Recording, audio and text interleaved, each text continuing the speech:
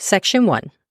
Neither slavery nor involuntary servitude, except as a punishment for crime whereof the party shall have been duly convicted, shall exist within the United States, or any place subject to their jurisdiction. Section 2. Congress shall have power to enforce this article by appropriate legislation. 13th Amendment, United States Constitution, 1865. Welcome to Civics and Coffee. My name is Alicia, and I am a self-professed history nerd. Each week, I'm going to chat about a topic on U.S. history and give you both the highlights and occasionally break down some of the complexities in history and share stories you may not remember learning in high school, all in the time it takes to enjoy a cup of coffee.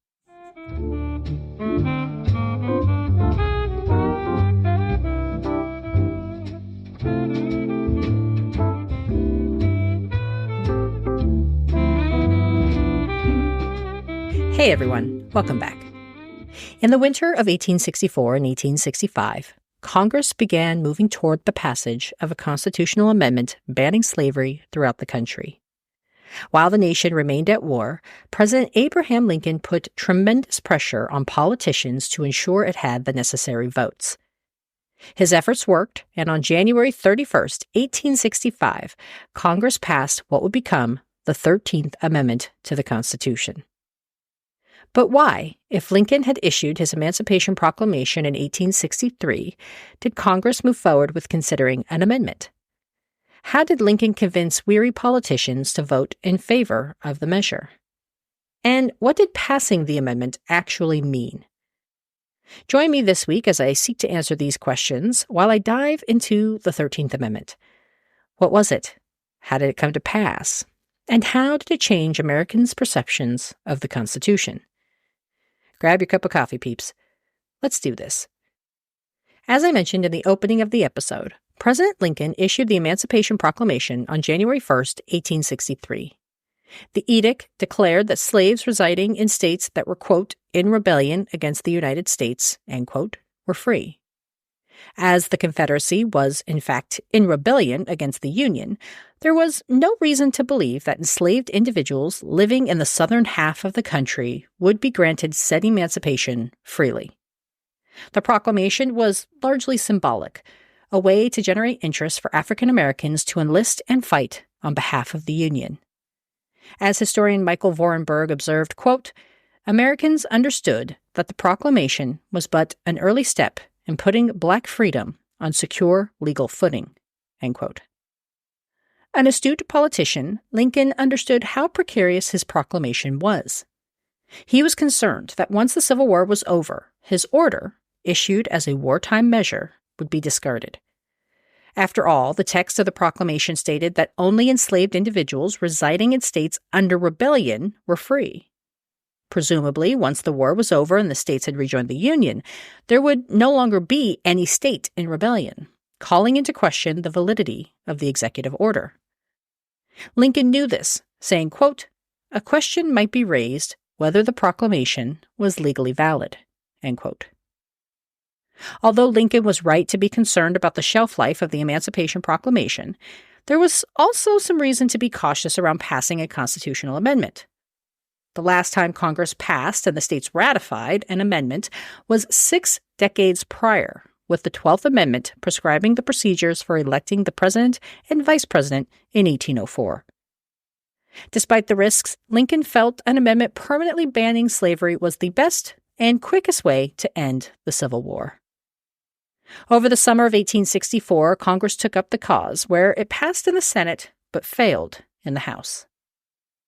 Not to be deterred, Republicans used nationwide emancipation as a campaign issue, including on their party platform support for an amendment to the Constitution banning slavery. Writing partially, quote, we are in favor, furthermore, of such an amendment to the Constitution to be made by the people in conformity with its provisions as shall terminate and forever prohibit the existence of slavery within the limits of the jurisdiction of the United States, end quote. When Republicans gained several seats in the House in the November elections, it seemed as though it was only a matter of time before an amendment would be reintroduced and passed. Lincoln used this victory as a bargaining tool to convince the outgoing Congress to reconsider the amendment. He argued that given the results of the election, it was only a matter of time before the next Congress passed such a measure. Why, Lincoln argued, delay the inevitable when it could mean ending hostilities that much faster?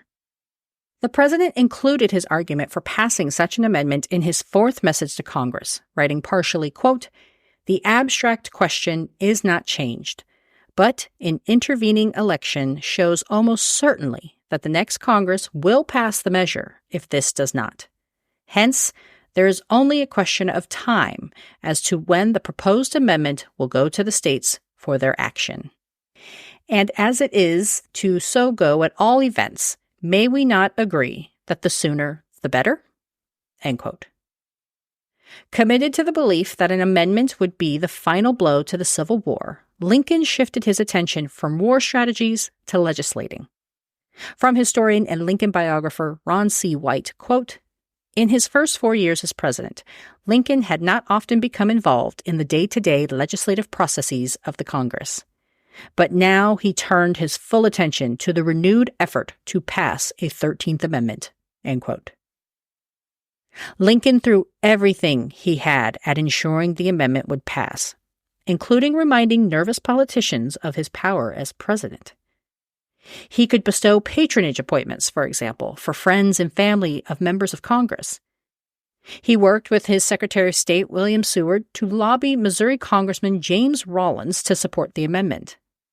Lincoln knew how politically important it was to get Rawlins' support. As historian Doris Kearns Goodwin observed, securing the support of states like Missouri would send a message to the Confederacy that border states could, quote, "no longer be relied upon to uphold slavery." End quote.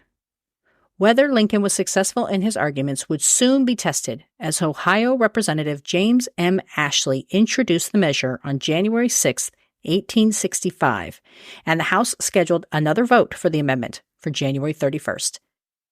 All eyes descended upon the Capitol to see if Congress would once and for all pass an amendment to the Constitution, with people packing the gallery to be potential witnesses of history. The room was filled with all walks of life. Members of the Supreme Court were present, as were members of Lincoln's cabinet. Even Frederick Douglass's son, Charles, who served in the Army as part of the Massachusetts 54th Regiment, was present and later wrote to his father how he wished the longtime supporter of abolition was there to see it for himself. On the morning of the vote, there were rumors running rampant about the apparent arrival of peace commissioners within the district. If true, this could throw the whole day into question. If the two sides were able to come to peace without a national ban on slavery, an argument could be made that such an amendment was not truly needed. Additionally, any wavering Democratic politician could decide the vote was unnecessary and that passing the amendment while the Confederacy was actively seeking peace could abort any potential for the two sides to come together. When asked if he was aware of any emissaries coming from the Confederacy, President Lincoln chose his words carefully. Although Lincoln was aware that there were commissioners on their way, he was not sure of their exact location. Therefore, when asked, the president only indicated that to his knowledge, there were no representatives within the city limits. As the floor opened for debate, Republicans ceded their time to allow their Democratic colleagues an opportunity to defend their decision to vote in support of the amendment, hopefully convincing their constituents back home that although they may be voting in favor of something unpopular in their district, they felt they were doing it for the greater good, reunifying the country. James Rawlins, one of the border state representatives Lincoln had focused his attention on, spoke before the vote, saying, quote, "We can never have an entire peace in this country as long as the institution of slavery remains." End quote. The vote was tense, and for a moment there was concern that the amendment had failed once again. But once the votes were tallied and read aloud, the final count stood at 119 in favor to 56 opposed. The 13th Amendment passed by just a 5-vote margin. Immediately, there was a sense of joy that burst throughout the halls of Congress. Some abolitionists felt that now that there was a national ban on slavery, their work was done, with famed abolitionist William Lloyd Garrison saying, quote, "My vocation, as an abolitionist, thank God, is ended, end quote. Although not prescribed or otherwise required by the Constitution, President Lincoln even signed the amendment, likely happy to make his mark on such a monumental occasion. Speaking of the moment, fellow Republican Thaddeus Stevens later said, quote, "The greatest measure of the 19th century was passed by corruption, aided and abetted by the purest man in America," end quote. Despite the enthusiasm of some, others were skeptical. Frederick Douglass understood that there was still a long road ahead, saying, quote, "Slavery is not abolished until the black man has the ballot," end quote. The text of the amendment, which I read at the beginning of the episode, was simple and straightforward. Or was it? Despite the fact that, if ratified, slavery would no longer be legal, it did not address the overall status of Black Americans. They were no longer to be considered property, sure, but were they citizens? What did citizenship mean? What did it look like? As historian Stephen Katrowitz writes, quote, "The framers of the amendment did not assume that freedom guaranteed citizenship, nor did they share a clear, common conception of what rights citizenship respect," end quote. Although it remained unclear what specifically the amendment would mean for Black Americans, states across the country began the ratification process, and the amendment was officially adopted on December 6, 1865. Of course, by then, the war had ended. President Lincoln had been assassinated, and his vice president, Andrew Johnson, a Southern sympathizer who held a very different viewpoint on how Reconstruction should operate, was in office. After breaking the 60-year dry spell of adding amendments, Congress passed and the nation ratified two more in quick succession, with the 14th Amendment granting birthright citizenship to any individuals born in the United States in 1868, and the 15th Amendment, which granted Black men the supposed right to vote in 1870. Some historians argue that it wasn't until Congress took on the cause for civil rights in 1866 that the power and potential of the 13th Amendment truly became clear. In his analysis of the legacy and impact of the 13th Amendment, historian Michael Vornberg points out that despite promising to make freedom for all Americans final, the 13th Amendment forced the country to work out what exactly that freedom was and what it would mean to future generations. He argues that the amendment was both a byproduct of and a catalyst for several developments, including a new reframing of the Constitution for Americans.